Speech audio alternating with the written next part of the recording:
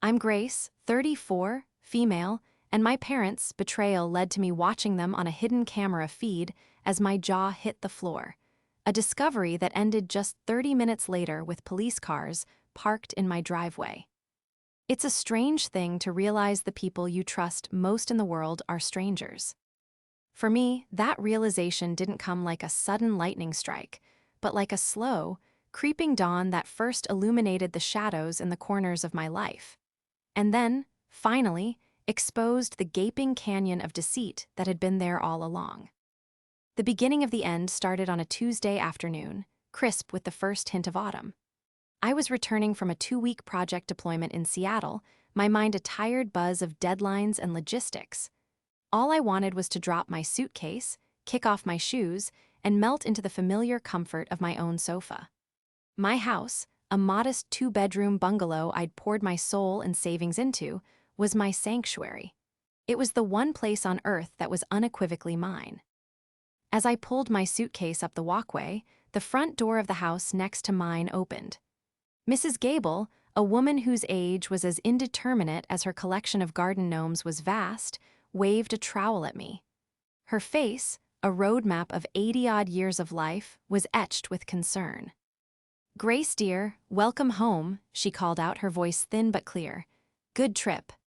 "It was long, Mrs. Gable, but productive," I said, offering a weary smile. "How have you been?" She shuffled closer to the low hedge that separated our properties. She lowered her voice, a conspiratorial glint in her eye. "Oh, I'm fine, dear. It's you I was worried about." I paused, my key halfway to the lock. "Me? Why?" "Well," she began, leaning in so far I could smell the potting soil on her hands. "I hope you don't mind me saying, but there was quite a commotion at your house while you were away. Some terrible screaming." My fatigue vanished, replaced by a cold spike of alarm. "Screaming? What do you mean? Like a break-in?" "I don't think so," she said, shaking her head. "No broken windows or anything. I called your mother since I know she has a key. She said she and your father were just checking on things. But dear, it happened more than once. Last Wednesday and again this past weekend. Sounded like a dreadful argument. I almost called the authorities on Saturday, it was so bad." My mind raced. My parents had keys for emergencies, a practical arrangement given my travel schedule. They were supposed to water the plants and bring in the mail. Arguing, screaming, it made no sense. My parents' arguments were quiet, simmering affairs of disapproving looks and clipped sentences, never shouting matches. "I'm sure it was just a misunderstanding, Mrs. Gable," I said, trying to reassure both of us. "Maybe they had the television on too loud." "It wasn't a television, dear," she said firmly, her eyes holding mine. "I know the difference. This was anger, real, raw anger, coming from your house." I thanked her for her concern and let myself inside. The house was pristine, exactly as I had left it. The air was still and silent. My plants were watered, and a neat stack of mail sat on the kitchen counter. There was no sign of a struggle, no lingering tension in the air.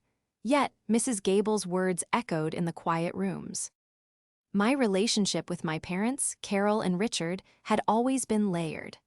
On the surface, they were the picture of supportive, loving parents. They were proud of my career as a project manager, of the fact I'd bought my own home. But underneath that veneer of pride was a current of ownership, a belief that their input was not just welcome, but required. They saw my boundaries not as lines to be respected, but as gentle suggestions to be considered, and, more often than not, overridden for my own good. I flashed back to the time I'd returned from a trip to find my entire kitchen rearranged. My mother had spent a whole day organizing it, moving utensils, pots, and spices into a system that made sense only to her. "It's so much more efficient now, honey," she'd chirped, beaming. "You were so cluttered." I'd spent the next month opening the wrong drawers, unable to find a single spatula, the frustration a low, constant hum. When I tried to explain that I liked my own system, she'd looked wounded, telling me she was just trying to help her busy daughter. Then there was my father. He fancied himself a handyman, a title he held with more confidence than skill. Last year, he'd noticed a small drip under my bathroom sink during one of his inspections. Without telling me, he'd arrived one afternoon with his trusty toolbox to fix it. He'd ended up cracking a PVC pipe, turning a tiny drip into a steady stream. When I'd had to call an actual plumber, my father had sighed with theatrical disappointment. "These new houses," he'd lamented, "they just don't build them like they used to. It's not my fault the materials are so cheap." The IM. Plication was clear. The problem was my house, not his meddling. They had helped with a small loan for the down payment, a sum I had repaid with interest within the first year. But in their minds, that initial contribution had purchased them lifetime access and advisory rights. My house was my house, but it was their investment, their territory to be monitored and managed. With Mrs. Gable's words replaying in my mind, this history of casual boundary crossing took on a more sinister shade. I picked up my phone and called my mother. "Grace, you're back. How was Seattle?" Her voice was warm, buttery, the familiar sound of home. "It was fine, Mom. I just got in," I said, keeping my tone light. "Hey, I ran into Mrs. Gable. She mentioned you and Dad stopped by." There was a fractional pause. "Oh, yes, a few times. Just wanted to make sure everything was secure. You can't be too careful these days." "She said she heard some shouting," I said, watching my reflection in the dark screen of the television. "Said it sounded like a bad argument." The silence on the other end of the line was instantaneous and heavy. It was no longer a pause, it was a vacuum. "That's ridiculous," my mother finally said, her voice strained, the warmth gone. "She's a sweet old lady, but she's getting, confused. Your father and I might have raised our voices a bit trying to move a heavy planter for you, that's all." It was stuck. A planter, the story felt thin, hastily stitched together. She said it happened more than once. "Well, she's mistaken," my mother snapped, her defensiveness flaring. "Honestly, Grace, are you going to listen to the neighborhood gossip or your own mother? We were helping you." "I'm not accusing you of anything, Mom. I was just asking what happened." "Richard," she called, her voice muffled as she turned from the phone. "Grace is on the phone. She's been talking to that Gable woman, the one who thinks we were screaming in her house." I could hear my father's indistinct murmur in the background. Then he came on the line. "Grace, what's all this? Your mother's upset." "Dad, I just asked what Mrs. Gable was talking about." "Carol told you, we were moving a planter. It was heavy. We might have grunted a bit," he said, his voice a study in forced casualness. "The woman is hearing things. You know how she is, always making mountains out of molehills." They were united, a solid wall of denial.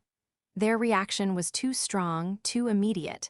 It wasn't the reaction of people explaining a misunderstanding. It was the reaction of people caught in a lie. The planter story was weak, and they both knew it. Why not just say they were bickering? People bicker. But this coordinated, almost frantic denial felt like a cover-up. "Okay," I said slowly, the seed of a terrible suspicion planting itself in my heart. "Okay, I was just checking. Thanks for looking after the place." "Of course, honey. That's what we're here for," my mother said, her voice back on the line, artificially sweet once more. "You get some rest. You must be exhausted." I hung up the phone and stood in the silence of my living room. The house no longer felt like a sanctuary. It felt like a stage, and I had missed the performance. Mrs. Gable wasn't confused, she was a witness. My parents were lying. The only question was why. In the hours that followed that phone call, my house seemed to shrink around me. Every familiar object, the worn armchair from my grandmother, the photos on the mantelpiece, the rug I'd spent weeks choosing, felt tainted by a secret I couldn't grasp. I unpacked my suitcase on autopilot, my mind a frantic loop replaying the conversations. Mrs. Gable's earnest, worried face, my mother's brittle defensiveness, my father's clumsy, dismissive explanation. I tried to force the pieces together in a way that made sense. Maybe they were right. Maybe I was tired and overthinking things. It was possible Mrs. Gable had misheard. Perhaps my parents had been watching an action movie on my television with the volume cranked up. But the story about the planter, it felt so laughably false. I couldn't picture my father with his bad back and my mother, in her pristine cardigans, grunting over a ceramic pot with enough force to be mistaken for screaming. It was a child's lie, an excuse so flimsy it was insulting. The more I tried to let it go, the more the seed of doubt grew, sending out thorny tendrils that snagged on every memory of my parents' past behavior.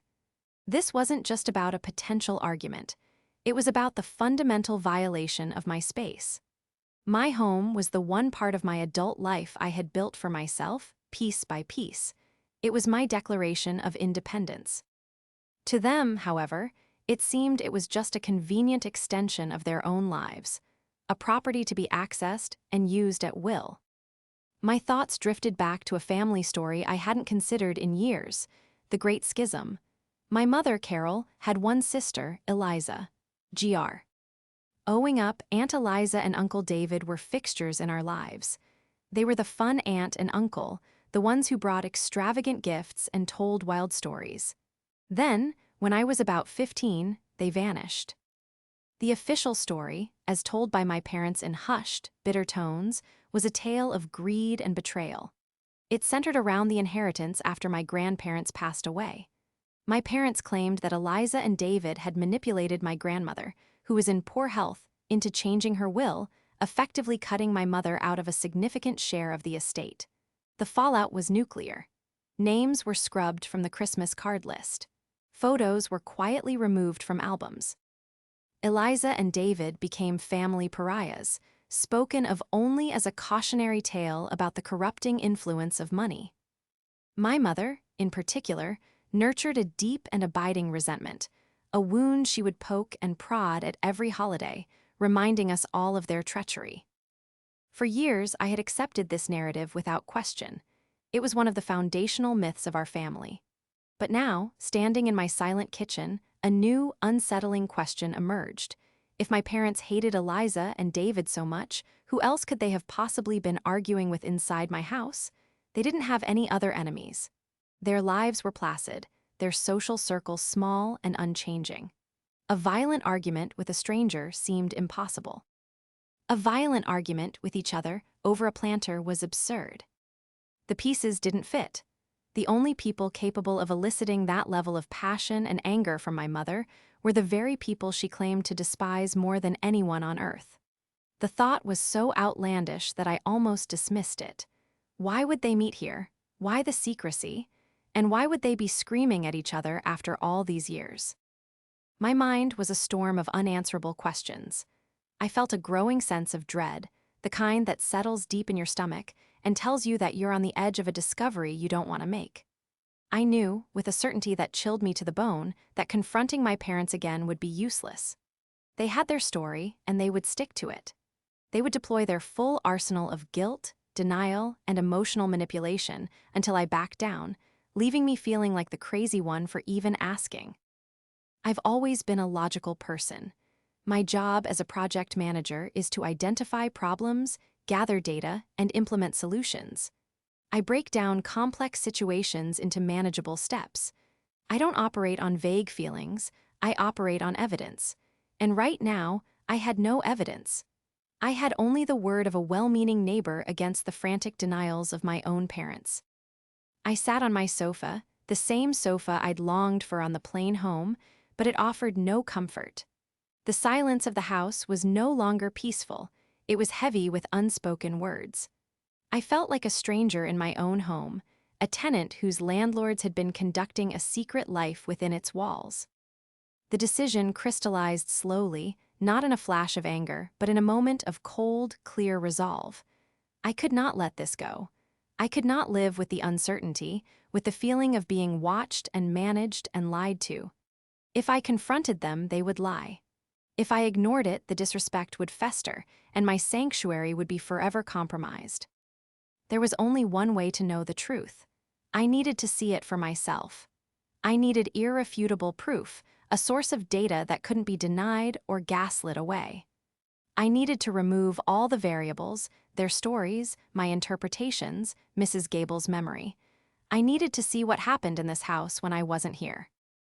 The idea, once it formed, felt both insane and perfectly logical. I was going to put my own parents under surveillance. The thought sent a jolt of something dark and unpleasant through me, a cocktail of guilt, betrayal, and a strange, thrilling sense of empowerment. It was a Rubicon to cross, a fundamental shift in our relationship. But they had already crossed it first. They had treated my home like a public space and me like a child who didn't need to know the truth. My resolve hardened. This was no longer just about quelling a suspicion. It was about reclaiming my home, my privacy, and my sanity. I would get my evidence. I would find out what secrets the walls of my own house were keeping. The next morning, I woke with a grim sense of purpose. The emotional turmoil of the previous night had settled into a steely resolve. My home, which had felt alien and compromised, now felt like a problem to be solved. As a project manager, I lived by plans, charts, and meticulous execution. I would approach this situation the same way. Project: reclaim sanctuary. Phase 1 was reconnaissance. I spent the entire morning hunched over my laptop, diving into the surprisingly vast world of home surveillance. I wasn't looking for a clunky, obvious security system. I needed discretion. I needed eyes and ears that would blend into the background, becoming part of the scenery. I scrolled through pages of nanny cams disguised as clocks, smoke detectors, and phone chargers. I read reviews, compared video resolutions and battery lives, and watched grainy YouTube tutorials of people demonstrating how to access live feeds from a smartphone. With each click, a wave of guilt washed over me. This felt like a profound betrayal. I was plotting to spy on my own parents. But then, the memory of my mother's shrill denial and my father's evasive gaze would return, and the guilt would recede, replaced by a cold, clarifying anger. Trust is a two-way street. They had been the first to turn it into a one-way lane. By noon, I had a shopping list. I chose 3 different cameras. The first was a small, black cube, no bigger than a sugar cube, with a wide-angle lens and motion detection. It could be easily hidden among the books on my living room bookshelf. The second was a USB wall charger that was, in fact, a fully functional camera. It was perfect for the kitchen, where I could plug it into an outlet that had a clear view of the back door and the main dining area. The third was the most clever, a digital photo frame for the hallway console table. I could load it with pictures of friends and family, and no one would ever suspect that behind one of those smiling photos, a tiny lens was recording everything. Phase 2 was execution. I needed a reason to be away from the house again, and soon. I couldn't wait for my next actual work trip. I needed to control the timeline. That afternoon, I called my mother. "Hi, Mom," I said, injecting a note of weary frustration into my voice. "You are not going to believe this." "What is it, honey? Is everything okay?" Her voice was cautious, still testing the waters after our last conversation. "It's work. There was a major issue with the Seattle launch. I have to go back, just for a couple of days. They're flying me out tomorrow morning." The lie slipped out more easily than I expected. It felt slick and wrong, but necessary. "Oh, Grace, no, you just got home," she said, and for a moment, the genuine maternal concern in her voice almost made me falter. "That company works you too hard. It's a fire they have to put out, and I'm the one who has to hold the hose," I said, leaning into the corporate jargon. "It's a real pain, but it has to be done. I'll probably be back Friday night." "Well, of course, dear. We'll keep an eye on the house for you," she said, a little too quickly. "You don't worry about a thing here." "Thanks, Mom. I'd appreciate that," I said, the words tasting like acid. "I'll leave the porch light on." After I hung up, I sat in silence for a long moment. I was now an active participant in the deception. I was setting a trap. That evening, I drove to an electronics store in a neighboring town, paying with cash. The cameras felt illicit in my hands, a secret arsenal for a war I never wanted to fight. Back home, with the curtains drawn, I began the installation. Each step was precise, methodical. I placed the cube camera on the living room bookshelf, nestled between a thick biography of Marie Curie and a collection of poetry. Its tiny black lens was nearly invisible against the dark spines of the books. It had a perfect, sweeping view of the front door, the sofa, and the entrance to the hallway. Next, I went to the kitchen. I swapped the innocuous white USB charger near the coffee machine with my new, technologically advanced one. It looked completely normal. I plugged my phone into it to test it, and it started charging as expected. It was brilliant. It would capture anyone coming in through the back garden door and anyone sitting at the kitchen table. The photo frame was the final piece. I placed it on the narrow console table in the main hallway, a central artery of the house that connected the living room, the study, and the bedrooms. I loaded it with a dozen smiling pictures, me with college friends, a shot from a family vacation years ago, even a picture of my parents, smiling blissfully. The irony was bitter. Their own cheerful faces would now serve as camouflage for the lens that would expose their secrets. I spent the next hour syncing the cameras to a dedicated app on my phone.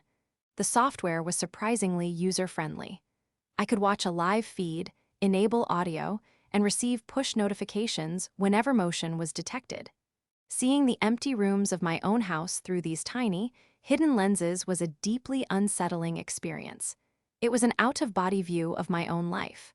I felt a surge of power mixed with a profound sense of loss. The innocence of my home was gone, replaced by the cold, calculating eye of surveillance. I was treating my own house like a hostile environment.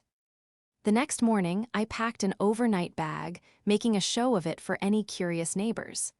I placed the bag in my car, drove down the street, and then circled back, parking 2 blocks away where my car wouldn't be seen.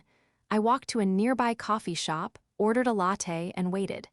I had told my best friend, Sarah, a vague version of the story, focusing on my suspicions of my parents using the house without my permission.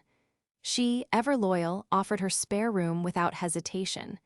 "You need a command center," she'd said, only half joking. "Go get your answers, Grace." So instead of driving to the airport, I drove to Sarah's house across town. I set up my laptop on her spare room desk, pulled up the camera app on my phone, and propped it up against a stack of books. The 3 feeds glowed back at me: my silent living room, my empty kitchen, my quiet hallway. The trap was set. Now all I could do was wait. The waiting was the hardest part. Sitting in Sarah's quiet spare room, I stared at the 3 little windows on my phone screen, each displaying a silent, still image of my home. The first few hours were excruciating. Every creak of Sarah's house made me jump. Every car that drove down her street made me think it was them. I watched dust motes dance in the sunbeams slanting through my living room window. I saw a squirrel run across my back deck. The mundanity was maddening. A part of me started to feel profoundly foolish. I had concocted this elaborate spy mission based on a neighbor's comment and a gut feeling. What if my parents didn't show up? What if they really had just been moving a planter, and their defensiveness was because they felt unappreciated? I pictured myself confessing this whole charade to them, the shame, the absurdity of it all. I was a 34-year-old woman spying on her own parents. The thought was mortifying. I forced myself to work on my laptop, trying to answer emails and update project timelines, but my focus was shot. My eyes kept flicking back to the phone, to the live feeds. The house remained empty. The sun shifted, changing the patterns of light on my hardwood floors. Afternoon bled into evening. Nothing. I was just about to give up for the day, to admit that my suspicion had been a paranoid fantasy, when my phone buzzed. A banner notification appeared at the top of the screen. Motion detected, living room. My heart hammered against my ribs. I dropped my laptop onto the bed and snatched up the phone, my thumb fumbling to maximize the living room feed. The image resolved, no longer a still picture but a live video. The front door was opening. My breath caught in my throat. My mother, Carol, stepped inside, followed closely by my father, Richard. They moved with a casual familiarity, as if they owned the place. My mother scanned the room, her eyes lingering for a moment on the bookshelf where the camera was hidden. I felt a cold jolt, a primal fear of being caught, even though I was miles away. My father closed the door behind them, and my mother set her purse down on my coffee table. "She's gone," my mother said, her voice tinny through the phone speaker. "Car S not in the driveway." Good, my father replied, his voice low.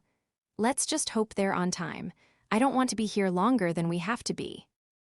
They. The word hung in the air. They were expecting someone. My mind raced. Who? A plumber? An appraiser? Nothing made sense. My parents looked tense, their shoulders hunched. This wasn't the relaxed posture of people watering plants. This was the nervous energy of people waiting for a clandestine meeting. They didn't speak for a few minutes. My father paced back and forth, rubbing the back of his neck. My mother sat stiffly on the edge of my sofa, wringing her hands in her lap. The tension was palpable, even through the tiny screen. Then the doorbell rang. The sound, though expected, made me jump. My father walked to the door and opened it. And as the camera view showed who was standing on my front porch, the world tilted on its axis. My jaw didn't just drop, it felt like it unhinged completely. It was my Aunt Eliza and my Uncle David. The sight was so shocking, so utterly impossible, that for a moment I thought I was hallucinating. These were the two people my parents had spent the better part of 2 decades vilifying. The family traitors, the villains of our family's great tragedy. And they were standing on my doorstep, being welcomed into my home by the very people who claimed to despise them. Eliza looked older, her face etched with lines of worry that hadn't been there in my memory. David looked tired, his posture stooped. They stepped inside, and my father closed the door quickly behind them, as if to hide them from the world. There were no hugs, no warm greetings. The 4 of them stood in a tense, awkward circle in the middle of my living room. "You're late," my mother said, her voice sharp and accusatory. "We got stuck in traffic, Carol," Eliza retorted, her tone equally frosty. "You're not the only ones with lives to manage." "Let's just get on with it," my Uncle David grumbled, looking around my living room with a dismissive air. "Nick, place your daughter has. Is she as naive as she looks?" A hot, protective fury surged through me. How dare he? How dare any of them? "Leave Grace out of this," my father said, though his voice lacked any real force. "She doesn't know anything." "And let's keep it that way," my mother added. "The last thing we need is her getting involved." I felt a dizzying sense of vertigo. I was watching a secret play unfold on the stage of my own home, a play in which I was an unwitting and apparently unimportant character. The screaming Mrs. Gable had heard, it had been them. All of this, the lies, the planter story, it was all to cover this up. This impossible, secret reunion. They moved from the living room into the kitchen, right into the view of the second camera. I switched feeds, my fingers trembling slightly. The audio was clearer here. They sat around my kitchen table, the one where I ate my breakfast every morning.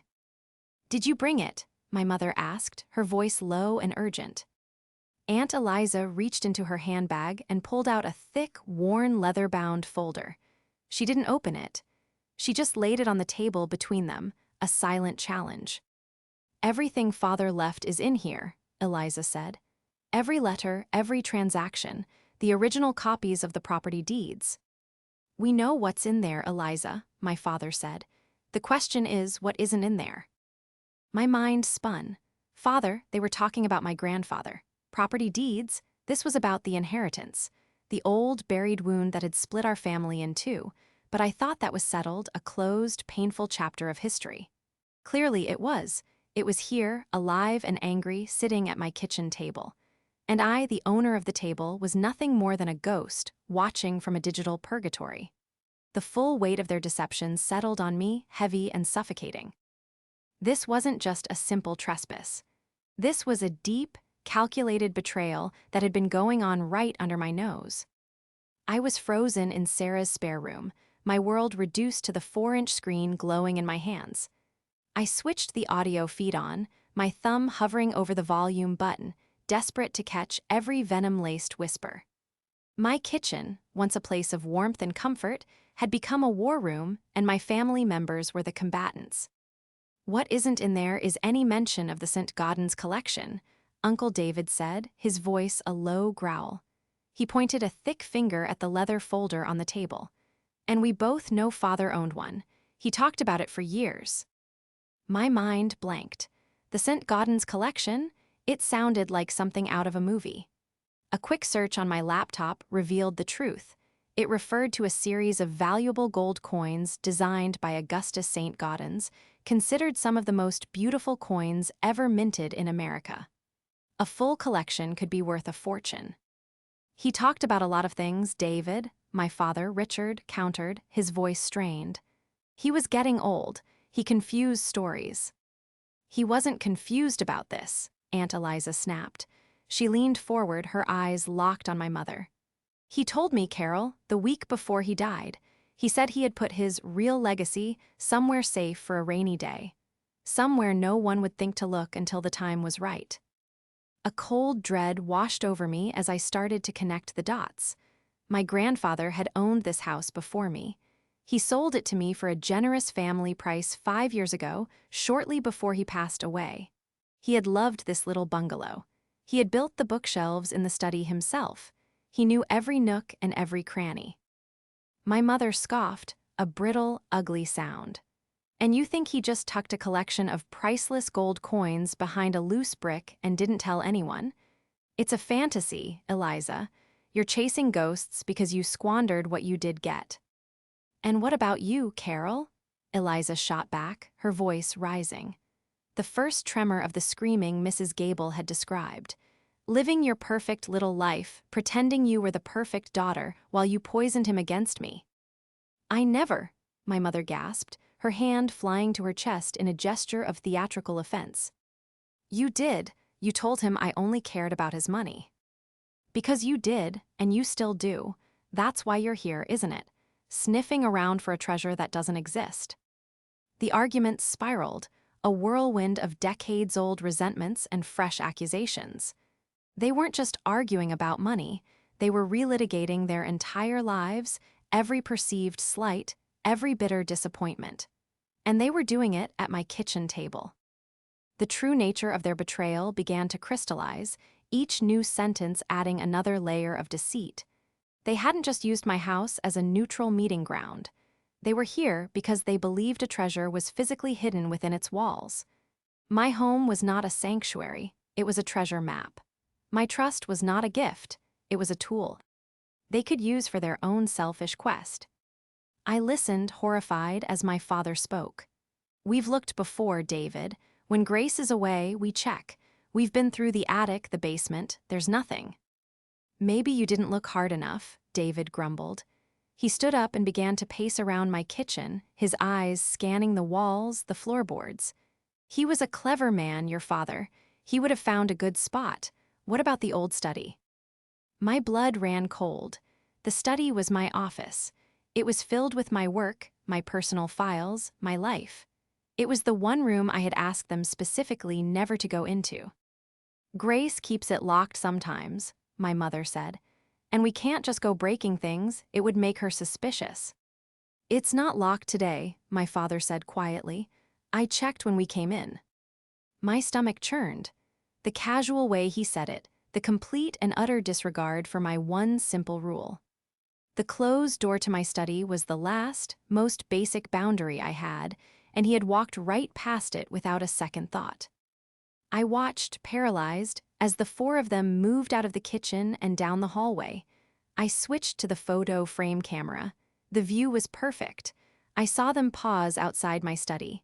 My Uncle David put his hand on the doorknob and pushed. The door swung open. One by one, they filed into my private space. It felt like a physical violation. I watched as my uncle ran his hands along the custom bookshelves my grandfather had built. He tapped on the wood, listening for hollow spots. My Aunt Eliza peered behind framed prints on the wall. My own mother, my own flesh and blood, opened the drawers of my desk, her hands rifling through papers and stationery. She picked up a framed photo of me and Sarah from a hiking trip, glanced at it with casual indifference, and set it down again before continuing her search. The sheer audacity of it was breathtaking. It was the culmination of every small boundary push, every minor act of disrespect I had tolerated over the years. The rearranged kitchen, the fixed faucet, those had been the preliminary incursions. This was a full-scale invasion. They weren't checking on my house. They weren't watering my plants. They were ransacking my home, searching for a mythical treasure they felt entitled to. My role in this drama was simply to be absent, to be the naive, trusting daughter who provided the convenient, unsupervised location for their greedy, secret machinations. The concern they had always shown for me and my house was a lie, a carefully constructed facade to ensure they maintained access for their own purposes. I wasn't their daughter, I was their groundskeeper. And my home wasn't my castle, it was their storage unit. The trust I had placed in them my entire life shattered into a million pieces, a fragile thing that, I now realized, had perhaps never been real to begin with. The atmosphere inside my study, viewed through the unblinking eye of the camera, grew thicker with every passing second. The treasure hunt had unearthed nothing but dust and resentment, and the mood curdled from tense to toxic. They had been through every drawer, tapped every wall, and lifted every loose floorboard my grandfather had been known for. The gold coins remained stubbornly mythical. "There's nothing here," Eliza finally said, her voice heavy with frustrated exhaustion.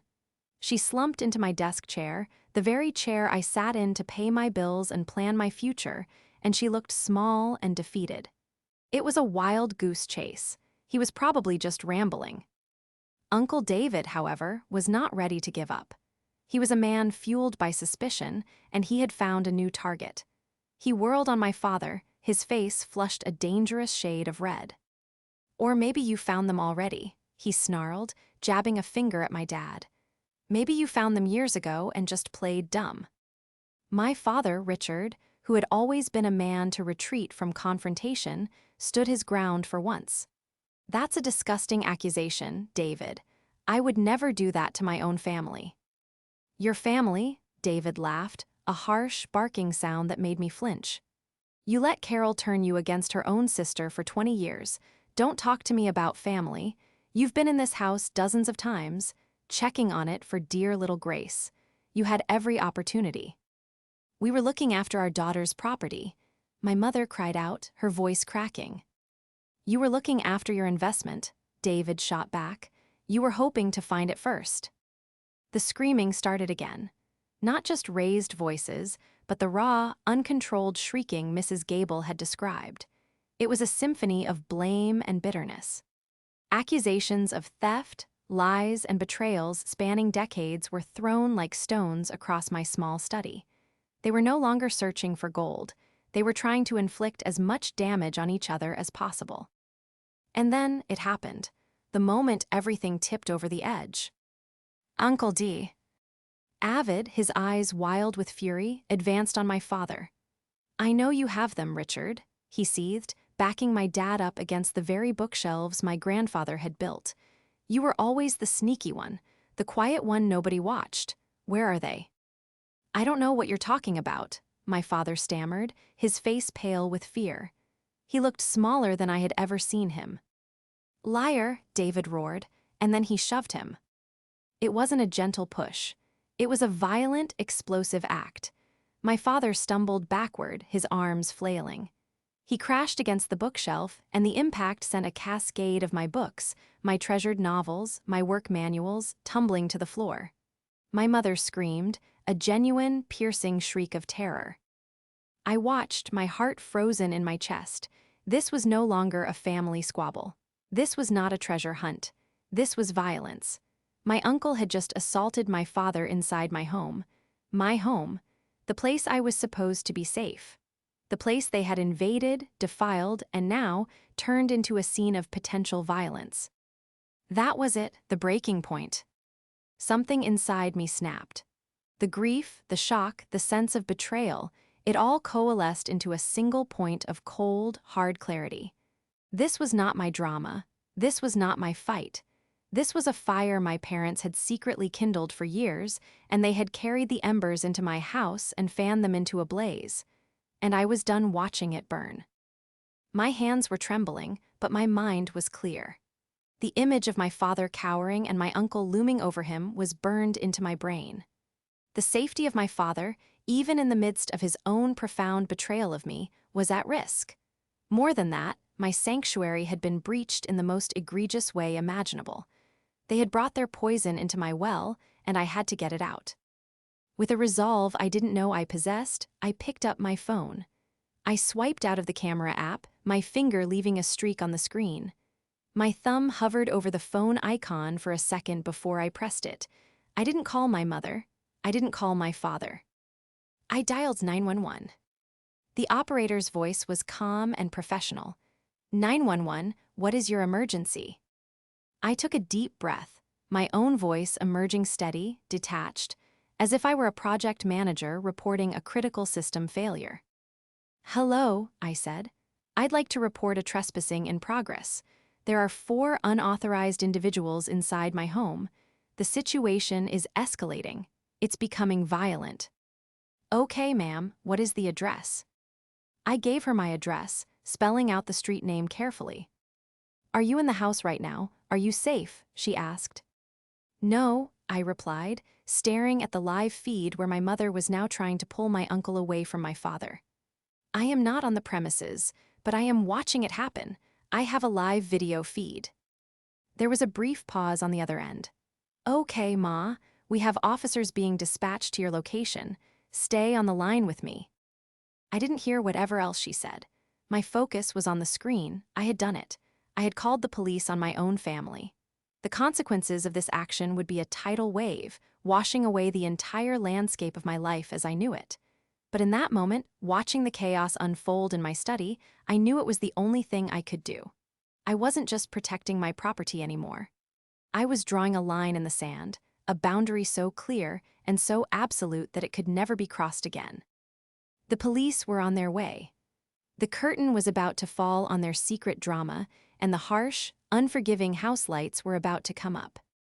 I hung up with the 911 operator and grabbed my car keys, my movements sharp and automatic. Sarah, who had heard my side of the call, stood in the doorway of the spare room, her eyes wide. "Are you sure?" she whispered. I nodded, my throat too tight to speak. I gave her a quick, grateful look and left without another word. The drive to my house was a blur. My mind was eerily calm, the emotional storm having passed, leaving behind a strange, cold quiet. I was no longer a spectator. I was an active participant, driving toward the inevitable collision I had just set in motion. I turned onto my street just as 2 police cars, their lights flashing but sirens off, pulled up to the curb in front of my bungalow. I parked behind them and got out, my phone clutched in my hand like a shield. 2 officers met me in the driveway. "Are you the homeowner, ma'am?" the older of the 2 asked, his expression professional and unreadable. "Yes, I'm Grace," I said, my voice steady. "They're still inside, in the study at the back of the house." "You said you have a video feed," the other officer asked. I held up my phone. The screen still showed the chaotic scene in my study. The 4 of them were still arguing, though the physical threat had subsided into a tense standoff. The officers glanced at the screen, their eyebrows raising slightly. Proof, undeniable. "Okay," the first officer said, nodding to his partner. "Let's go." They moved up my walkway, their steps quiet and purposeful. I followed a few paces behind, my heart a dull thud in my chest. One officer knocked firmly on the door. "Police, open up." There was a sudden, dead silence from inside the house, captured perfectly by the audio feed on my phone. Then, a flurry of muffled, panicked whispers. After a long moment, the door creaked open, and my father stood there, his face ashen. His eyes flicked from the police officers to me, standing behind them in the twilight. The color drained completely from his face. The sequence of emotions that passed through his eyes was devastating to watch. Confusion, shock, dawning comprehension, and then a deep, soul-crushing shame. The officers stepped inside, and the jig was up. They found my mother, my aunt, and my uncle huddled in the hallway, looking like guilty children caught with their hands in the cookie jar. My study was a mess, with books scattered on the floor. The scene told its own story. The sight of the uniforms, the calm authority of the officers, shattered their secret world. When my mother saw me, her face crumpled not with remorse but with fury. "Grace, what have you done?" she hissed. "What have I done?" I replied, my voice dangerously quiet. I held up my phone for her to see, the live image of her own shocked face staring back. "I'm protecting my home. You four were trespassing, and it was getting violent." The police separated them, taking statements in different rooms. The story quickly unraveled. There was no talk of gold coins or inheritances, of course. My parents and my aunt and uncle defaulted to a vague story about a private family disagreement. But my evidence was irrefutable.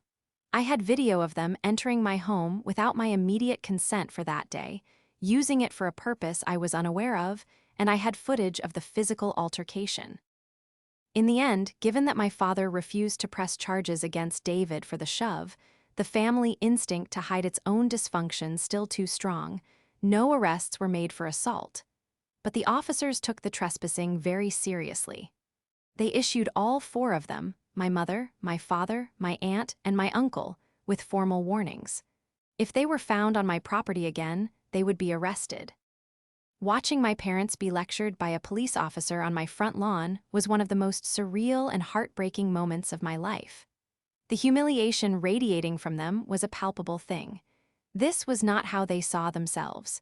They were respectable people. They were helpers. But the truth, laid bare under the cold blue and red flashing lights, was that they were liars and trespassers. The police were professional and compassionate toward me. After my family had been escorted off the premises, the older officer turned to me. "You did the right thing, ma'am. You have a right to feel safe in your own home." I nodded, unable to speak. After they left, I stood alone in my doorway. My mother had left her purse on the coffee table. My father's reading glasses were on the kitchen counter. Small, intimate signs of a life that was no longer welcome here. I walked through my house, room by room.